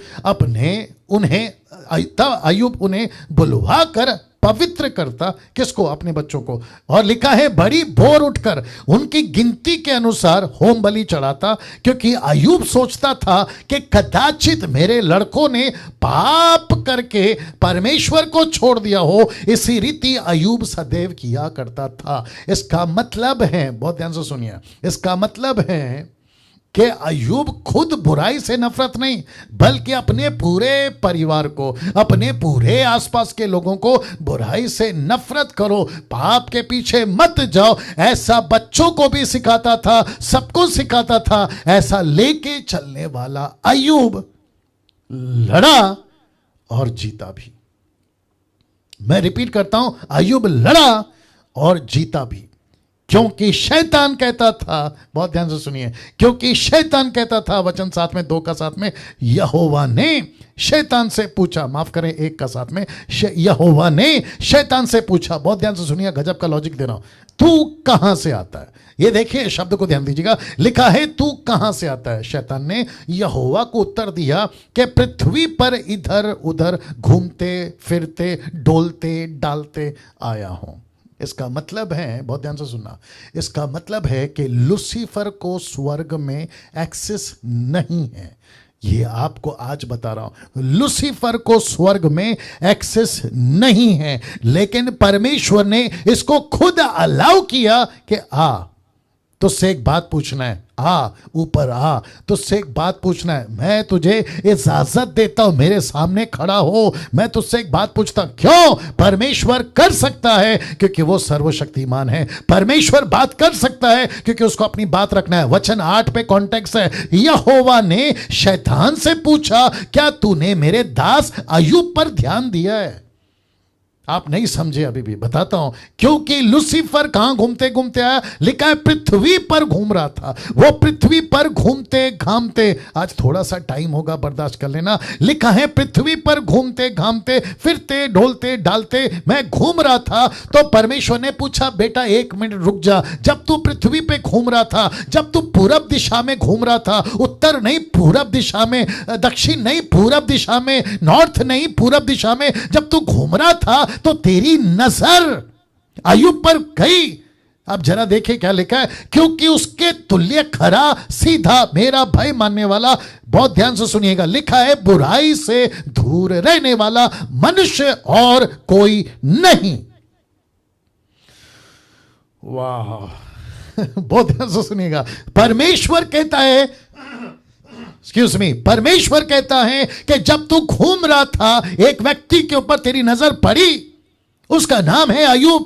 वो सीधा है, खरा है, वो मेरा भय मानता है। और चौथी लाइन कहता है वो बुराई से नफरत करता है, वो शराब से नफरत करता है, वो संसारिक बातों से नफरत करता है। क्या तेरी नजर उसके ऊपर पड़ी? वचन 9, शैतान ने यहोवा को उत्तर दिया कि क्या अय्यूब परमेश्वर का भय बिना लाभ के मानता है? इसका मतलब है कि लूसीफर कह रहा है, अय्यूब को कौन नहीं जानता, अय्यूब को कौन नहीं जानता, उसके जैसा सीधा, उसके जैसा खरा, बुराई से नफरत करने वाला, उसके ऊपर तो मेरी आंखें कब से थी, मेरा स्पॉट था वो, मेरे सारे किंगडम के, मेरे सारे वर्कर को 24/7 मैंने इसी के ऊपर काम पे लगाया कि कैसे भी करके अय्यूब को अटैक करो, अय्यूब को अटैक करो। लेकिन मैं अय्यूब पर अटैक नहीं कर पा रहा। मुझे रिपोर्ट यही मिलती थी, हम अय्यूब को नहीं छू सकते। क्यों? क्योंकि तूने उसके और उसके घर के और जो कुछ उसका है उसके चारों ओर बाड़ा बांधा है, तूने तो उसके काम पर आशीष दी है, उसकी संपत्ति देश भर में फैल गई है, परंतु अब अपना हाथ बढ़ाकर जो कुछ उसका है उसे छू, तब वो तेरे मुंह पर तेरी निंदा करेगा। अब मुझे यहां रुकना है, बहुत ध्यान से सुनिएगा। मैं वापस आ रहा हूं, मैं वापस आ रहा हूं। पृथ्वी पर जब तू घूम रहा था तो अय्यूब को देखा, तो लूसीफर ने नहीं कहा कौन सा अय्यूब, उसने नहीं कहा कौन सा अय्यूब, उसका सरनेम बताओ, उसका एड्रेस बताओ, उसका पिन कोड बताओ, उसका ब्लॉक बताओ, डिस्ट्रिक्ट बताओ। नहीं, उसने कहा अय्यूब को मैं इतना जानता हूं क्योंकि उसके चारों ओर तूने बाड़ा बांधा है। तो इसका मतलब है कि लूसीफर ने अय्यूब की अच्छी खासी स्टडी की है। यस और नो? अब इसका कनेक्शन आपके साथ जोड़ना चाहता हूं। यूट्यूब जूम आप लोग भी सुनिएगा। इसका मतलब है, अभी काफी लोग तो नहीं दिख रहे हैं, सिस्टर निर्जला जी आप दिख रही हैं। इसका मतलब है, एंड आप नाराज नहीं होना सिस्टर निर्जला जी, ठीक है ना? इसका मतलब है कि वो सिस्टर निर्जला जी आपको भी स्पॉट किया है, साथ ही साथ डैनियल राज को स्पॉट किया है, साथ ही साथ जितने भी मसीह मंथन के प्रीचर्स हैं, टीचर्स हैं, और साथ ही साथ यूट्यूब के आप जितने भी जिस किसी भी कंट्री से हैं, उसने सब ने उस सब को लूसीफर ने स्पॉट किया है। वो कहता है कि मैं घूमते रहता हूं। मेरे को इसको जोर से बोलना है, इसको थोड़ा सा आपको समझाना है कि लूसीफर पृथ्वी पर घूमते रहता है। आप जरा शब्द को ध्यान दीजिए। यहोवा ने पूछा तू कहां से आ रहा है? वो क्या कहता है मालूम है? मैं पृथ्वी पर घूमते रहता हूं, घूमते रहता हूं, घूमते रहता हूं। कभी इधर घूमता हूं, कभी उधर घूमता हूं, कभी यहां डोलता हूं, कभी वहां डोलता हूं, कभी इसी शहर, कभी उस नगर, कभी वो चर्च, कभी ये चर्च, कभी वो गली, कभी ये गली, कभी वो नगर, कभी ये नगर। मुझे कोई तो मिल जाए जो पाप से प्यार करे, कोई तो मिल जाए जो मुझसे प्यार करे, कोई तो मिल जाए जो प्रभु से नफरत करे, बाइबल से नफरत करे, चर्च से नफरत करे, यीशु की आज्ञाओं को तोड़े, कोई तो मिल जाए ताकि मैं उसको ले लूं। लेकिन ऐसा कोई मिलता नहीं है ना, तब वो स्ट्रैटेजी बनाता है। जब नहीं मिलता है ना, तब वो रणनीति बनाता है। पति को पत्नी के अगेंस्ट में, पत्नी को पति के अगेंस्ट में, बच्चों को माँ बाप के अगेंस्ट में, माँ बाप को बच्चे के अगेंस्ट में, उनकी प्रॉपर्टी, उनकी नौकरी, उनका पैसा, सब पर अटैक करता है। क्यों? ताकि कहीं ना कहीं ये युद्ध हार जाए, कहीं ना कहीं ये बैटल हार जाए, और ताकि ये अनंत काल के लिए मैं इसको नाश कर सकूं। मैं लास्ट में इसका कनेक्शन रखूंगा। माय गुडनेस, क्या गजब का बात कर रहा है परमेश्वर आज। सुनिए सुनिए सुनिए सुनिए। उसको पूछा तू कहां से आ रहा है? वो बोलता है मैं घूमते घूमते आ रहा हूं। वो कभी मुंबई आता है, वो कभी महाराष्ट्र आता है, वो कभी कनाडा जाता है, कभी पंजाब जाता है, कभी वो पूरी दुनिया पे घूमता है, और वो किसी को स्पॉट करता है। किसको स्पॉट करता है पता है? जिसके चारों ओर बाड़ा बांधा है, जिसके चारों ओर, आप देख लीजिए, मैंने जानबूझ के इसका फॉन्ट बड़ा किया, लिखा है उसके चारों ओर बाड़ा बांधा है। क्यों? ताकि लूसीफर उसको, इसका मतलब क्या पता है? लूसीफर ने लाख कोशिश करी लेकिन वो अय्यूब को टच नहीं कर सका, अय्यूब को टच नहीं कर सका। तब जाकर लूसीफर ने परमेश्वर को क्या कहा? देखो, वो कहता है उसकी संपत्ति देश भर में फैल गई है, परंतु अब अपना हाथ बढ़ाकर जो कुछ उसका है उसे छू, तब वह तेरे मुंह पर तेरी निंदा करेगा। मेरा प्रश्न है, क्या अय्यूब ने निंदा की? नहीं। क्या उसके मुंह से कोई गलत बात निकली? नहीं। कब? जब सब कुछ अच्छा चल रहा था तब नहीं, जब सब कुछ उल्टा चल रहा था तब की बात कर रहा हूं। पति बच्चे चले गए, मुंह से कोई गलत बात नहीं निकली। पत्नी छोड़ के चली गई, मुंह से कोई गलत बात नहीं निकली। इसकी प्रॉपर्टी खत्म हो गई, मुंह से कोई बात नहीं निकली। तब जाकर यह बात चली थी जिसके पीछे यह मकसद था। तो इसका मतलब क्या है? लूसीफर बोलता है, ओ एक्सक्यूज मी परमेश्वर, आप गलत फहमी में हैं। बोला क्यों? आपने उसको इतनी आशीष दी है ना, इसलिए वो आपकी आराधना करता है। आपने इतना ब्लेस किया है ना, इसलिए वो आपकी नाम लेता है। आपके पीछे इसलिए चलता है, उसका स्वार्थ है, उसका मतलब है, उसका मतलब है।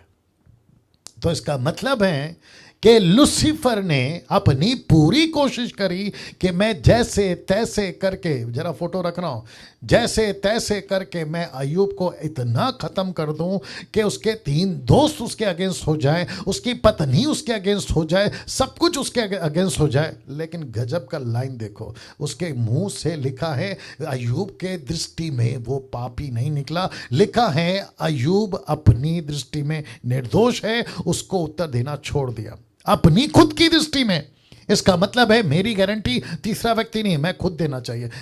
जितने अभी देख रहे हैं, मैं सबका नाम तो नहीं ले सकता हूं, लेकिन मैं सबको कहना चाहता हूं, खुद को आईने पे देखो और खुद को जस्टिफाई करो। क्या मैं यहां पे ठीक हूं? अगर तुम्हारी आत्मा तुमको गवाही दे रही है यस मैं ठीक हूं, तुम पक्का ठीक हो। इसलिए लिखा है कि अय्यूब अपनी दृष्टि में निर्दोष था, अपनी खुद की दृष्टि में निर्दोष था, और तब जाकर यह घटना घटी थी, और जिसके चलते आप देख सकते हैं कि उसने कहा मैं सब कुछ खत्म कर दूंगा, इसके मुंह से निंदा निकले, लेकिन वो फेल हो गया। अंत परमेश्वर ने अय्यूब को आशीष दी। जानते हो कैसे आशीष दी? जरा देखिएगा 42 का 12 में। यहोवा ने अय्यूब के पिछले दिनों में उसको अगले दिनों से अधिक आशीष दी। उसके 14,000 पहले 7 थे तो 14,000 ऐसे करते हुए वचन 16 कहता है उसके बाद अय्यूब 140 वर्ष जीवित रहा और 4 पीढ़ी तक अपना वंश देख पाया। कितना? 4 पीढ़ी। अब प्रश्न उठता है, पास्टर डैनियल आपने अय्यूब की स्टोरी हमको क्यों सुनाई? जानना चाहोगे? जरा देखिएगा, ऐसा ही कुछ यीशु के वक्त भी हुआ था और ऐसा ही कुछ आज भी हो रहा है, मैं बताऊंगा। तो यीशु के वक्त क्या हुआ था?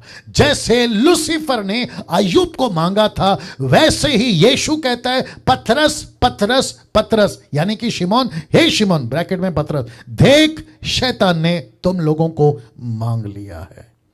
जैसे अय्यूब को मांगा था पतरस, वैसे तुझे मांगा है कि गेहूं की नाई फटके, तेरी प्रॉपर्टी खत्म कर दे, तेरे बच्चे मर जाएं, तुझे बॉयल्स हो जाए और तेरे साथ में सब कुछ कर दे, ऐसा मांगा था। लेकिन वचन क्या कहता है देखो, परंतु मैंने तेरे लिए विनती की कि तेरा विश्वास जाता ना रहे, और जब तू फिरे तो अपने भाइयों को स्थिर करना। तो इसका मतलब क्या है? इसका मतलब है कि Lucifer, my goodness get ready, Lucifer पृथ्वी पे घूमता रहता है और वो उसी को स्पॉट करता है जो पाप से नफरत करता है, जो पाप से नफरत करता है, बुराई से नफरत करता है। तो लूसीफर ने पतरस को भी स्पॉट किया, बोला ओके अगला बिशप यही है, अच्छा यीशु के बाद सेवा यही करेगा, अच्छा नेपाल के अंदर निर्जला काम करेगी, अच्छा महाराष्ट्र के अंदर डैनियल काम करेगा, अच्छा एस्तर दिल्ली में क्या बोलते हैं, आशा जी दिल्ली में काम करेंगी, एस्तर वहाँ काम करेगी, ये जितने भी लोग हैं नाम नहीं आ रहा, ये सब, ये पंजाब में समीक्षा काम करेगी, जॉली काम करेगा। परमेश्वर कहता है कि तुमको मैं स्पॉट करूंगा, मैं तुमको स्पॉट करूंगा। अब मुझे बताइए, जब ये ड्यूटी खत्म होगी मैं आप लोगों के सामने एक चैलेंज रखूंगा कि कौन कौन यीशु की सेवा करना चाहते हैं, मुझे कांटेक्ट करो और आप लोग कोऑर्डिनेटर बनोगे अलग अलग स्टेट पे। तो उस टाइम पे आप ये कहोगे कि डैनियल भाई आपने 12वें एपिसोड में कहा था कि लूसीफर हमको स्पॉट कर रहा है, मेरे को तो उसके स्पॉट पे नहीं आना है, मैं तो घर पे बैठ के भजिया खाऊंगा। वाह बेटा, तो इसका मतलब है कि आप सेवा करो या ना करो, आप फिर भी उसके स्पॉट पे हो।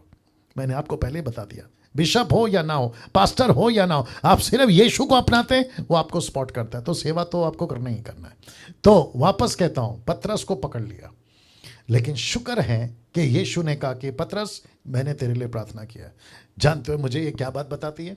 यीशु, गेट रेडी, यीशु उन सब के लिए प्रार्थना करता है जो यीशु के साथ है। यीशु, बहुत ध्यान से सुना यूट्यूब वालों, यीशु सबके लिए प्रार्थना नहीं करता, डंके की चोट पे बोल रहा हूं।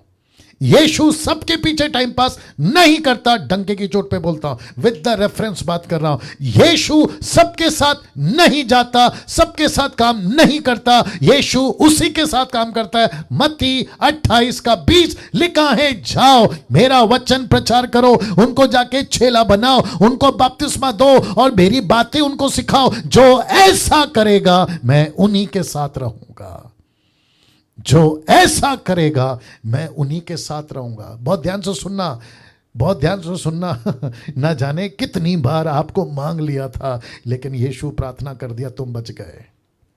डैनियल को कितनी बार मांगा, अगर कोई जानता है कि नहीं जानता है, मुझे लगता है 2 साल या 3 साल पहले नागपुर के, भारत के महाराष्ट्र में मेरी गाड़ी का एक्सीडेंट हो गया था, और कम से कम गाड़ी, यूट्यूब पे वीडियो डाला था मैंने, शायद कुछ लोग जानते भी हैं, कम से कम 4 बार ऐसे रोड पे पलटकर गाड़ी गिर गई थी, और जितने भी वहां थे सबको लगा कि हम मर गए, क्योंकि गाड़ी है ना पूरी तरह से ऊपर से नीचे तक डैमेज हो गई थी, लेकिन single piece, not a dot in the body, on the body, किसी प्रकार का खरोच मेरे बॉडी में नहीं था। क्यों? क्योंकि लूसीफर ने मांगा, लेकिन यीशु कहता है कि डैनियल तेरे लिए प्रार्थना किया है कि तू बच जाए। वैसे ही जितने अभी देख रहे हैं आप सबके लिए, कभी बत्ती का बटन आप स्विच करने गए थे, ऑन करने, आपको करंट लग सकता था, आप बच सकते थे, लेकिन प्रभु ने बचाया, प्रभु ने बचाया। बोलूं कि नहीं बोलूं? बोल देता हूं, मेरे को बोलना नहीं था लेकिन बोल देता हूं। आपको शायद नहीं पता है कि जिस दिन ये डीटी स्टार्ट करना था, यानी कि एपिसोड नंबर 1, जिसको कहते हैं पहला मंगलवार, यानी कि 9 फरवरी, उस शाम जिस ऑफिस में, माफ करें, जिस शूटिंग रूम में अभी मैं बैठा हूं, यहां पे पानी गिर गया था और मेरा पहला पैर वो पानी पे गिरा और मैं पीछे की तरफ स्लिप होकर गिरने पर था, लेकिन पता नहीं कैसे मैंने बैलेंस कर लिया और मैं बच गया। लेकिन अगर उस दिन गिरता तो शायद सर पे चोट लगती, सर टूट सकता था, खून निकल सकता था, कुछ भी हो सकता था। और उस दिन ये अनाउंसमेंट होता नीता जी के द्वारा कि आज का डीटी कैंसिल है क्योंकि डैनियल राज हॉस्पिटल में एडमिट है। आप सोच के देखिए, और ऐसी घटनाएं छोटी मोटी घटती रहती हैं, लेकिन प्रभु कहता है कि डैनियल मैंने तेरे लिए प्रार्थना किया, निर्जला मैंने तेरे लिए प्रार्थना किया, एस्थर मैंने तेरे लिए प्रार्थना किया, नीता सोलोमन तेरे लिए प्रार्थना किया, समीक्षा तेरे लिए प्रार्थना किया, pastor Paul, pastor Raman, pastor Suresh Kamle, आप जितने भी लोग हैं, यूट्यूब वालों आपका भी जितने भी लोग हैं, प्रभु कहता है मैंने तेरे लिए प्रार्थना किया है। वाह वाह, अमेजिंग। अब इसको देखिए दोस्तों, लिखा है यही सिलसिला आज भी चल रहा है। पास्टर डैनियल, वो तो अय्यूब का बात था, पास्टर डैनियल वो तो यीशु का बात था, क्योंकि यीशु तभी क्रूस पे नहीं मरे थे, क्योंकि बुद्धिजीवी लोग बैठे रहते हैं यूट्यूब के ऊपर, एक डेटा लेके चलते हैं, अनुग्रह अनुग्रह अनुग्रह, एक कॉन्सेप्ट लेके चलते हैं, अनुग्रह अनुग्रह। तो मैं उनको भी कहना चाहता हूं कि अय्यूब के टाइम पे भी वही लूसीफर था, पतरस के टाइम पे भी वही लूसीफर था, और आज भी यह सिलसिला चल रहा है, और यही लूसीफर आज भी है। देखो क्या लिखा है, पतरस, माफ करें पहला पतरस आना चाहिए था, तो लिखा है 1 पीटर 5:8, लिखा है सचेत हो, जागते रहो। ऐसा क्यों लिखा है? सचेत हो, जागते रहो, क्योंकि तुम्हारा विरोधी शैतान गरजने वाले सिंह की नाई इस खोज में रहता है, धरती पे घूमता रहता है, इस खोज में रहता है, इधर उधर घूमता रहता है। याद आ गया? वो कहता है इस खोज में रहता है कि किसको फाड़ खाए, किसको फाड़ खाए। इसका मतलब है अय्यूब जैसा कोई मिल जाए, पतरस जैसा कोई मिल जाए, जिसके ऊपर मैं अटैक कर सकूं, यीशु की सेवा बंद कर सकूं, इनको पाप में डाल सकूं, इनकी युद्ध से इनको बाहर निकाल सकूं। आपको नहीं पता, मैं बोलते आ रहा हूं, पाप के चक्कर में, व्यभिचार के चक्कर में, लालच के चक्कर में, पैसे के चक्कर में बहुत सारे लोगों ने अपनी सेवा बंद करा ली, अपनी मिनिस्ट्री पे ताला लगवा लिया और वो परमेश्वर से दूर चले गए हैं। इनको किसने फाड़ खाया? शैतान ने। फिर बकवास करना बंद करिए कि हम तो अनुग्रह के युग में, हम तो यीशु के साथ में, हमारे अंदर जो रहता है वो उससे बड़ा है जो बाहर है। फिर मेरा प्रश्न है, फिर ये पतरस को ये वचन क्यों दिया? पतरस, पहला पतरस 5:8 है, याद रखिएगा, पहला पतरस 5:8 है, नॉट पतरस 5:8, पहला पतरस 5:8, याद रखिएगा। वाह, लिखा है वो खोज में रहता है। फिर याकूब 4:7 क्या कहता है पता है? इसलिए, किस लिए? इसलिए कि परमेश्वर के अधीन हो जाओ और शैतान का सामना करो तो वो तुम्हारे पास से भाग निकलेगा। अय्यूब ने भगाया, पतरस ने भगाया, आज आपको और मुझे भगाना है। कैसे? अपने युद्ध पे डटे रहो, अपने युद्ध बैटल ग्राउंड पे डटे रहो, अपने हृदय को मजबूत करो, वहां पे जितने भी बातें आती है उसका सामना करो। किससे? वचन से। आपको लड़ना होगा, आपको लड़ना होगा, आखिरी सांस तक लड़ना होगा। कुछ लोग मुझे कॉल करके कहते कि पास्टर डैनियल, मैं सब कुछ करता हूं, प्रार्थना करता हूं, उपवास करता हूं, बाइबल पढ़ता हूं, चर्च जाता हूं, लेकिन मुझसे पॉर्न वीडियो नहीं छूट रहा है, मुझसे गलत वीडियो नहीं छूट रहा है। रात में मजबूरी से मेरे अंदर पता नहीं क्या होता है, मैं पॉर्न वीडियो को ओपन कर बैठता हूं लैपटॉप में, फोन के अंदर, और फिर मैं गलत काम कर बैठता हूं, मुझसे नहीं छूट रहा है। इसका मतलब है कि तुमको लूसीफर ने स्पॉट कर दिया है। और ये अगर ये सिलसिला, माय गुडनेस, ये सिलसिला अगर खत्म नहीं हुआ जल्दी से तो तुम्हारा अनंत काल का जीवन नरक में बीतेगा। मैं यहां पे बताकर समाप्ति पे आ गया हूं। अब यहां से अगला विषय होगा मंगलवार को, जिसको कहते हैं एपिसोड नंबर 13।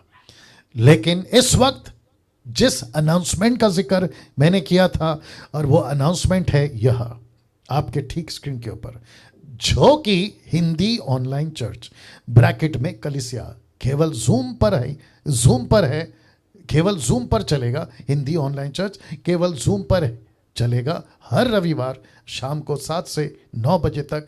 इसका मतलब है कि डैनियल राज ना तो फेसबुक पे आएगा ना यूट्यूब पे लाइव आएगा, मैं सिर्फ जूम पर आऊँगा।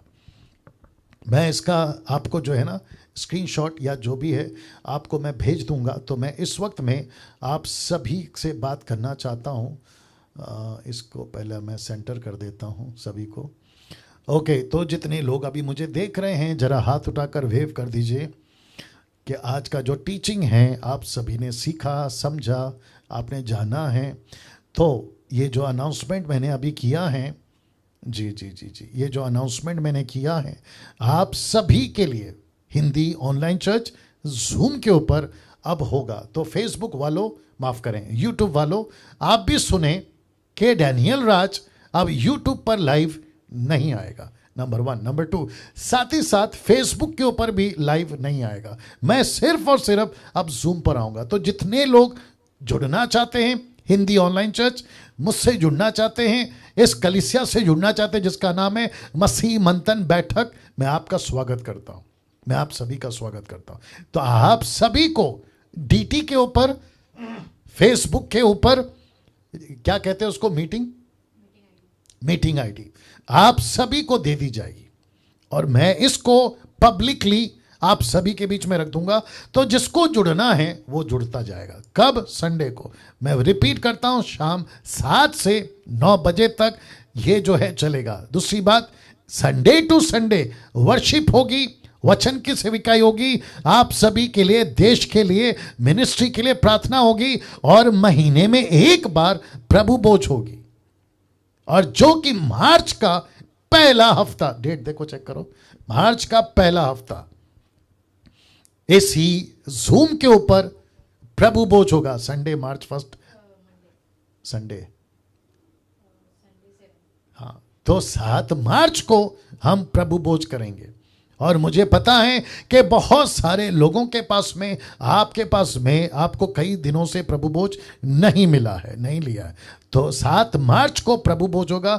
आपके घर पर आप रोटी और आपका ब्रेड, आपका जो भी दाखरस हैगा वो लेके रखेंगे, मैं यहाँ से लेके रखूँगा, यहाँ से हम प्रार्थना करेंगे, आप वहाँ से प्रार्थना में साथ दोगे, और जब यहाँ से रोटी टूटी जाएगी आप वहाँ तोड़ोगे, जब यहाँ से खाऊंगा आप वहाँ से खाओगे, यहाँ से पीऊँगा वहाँ से पियोगे। You got the point?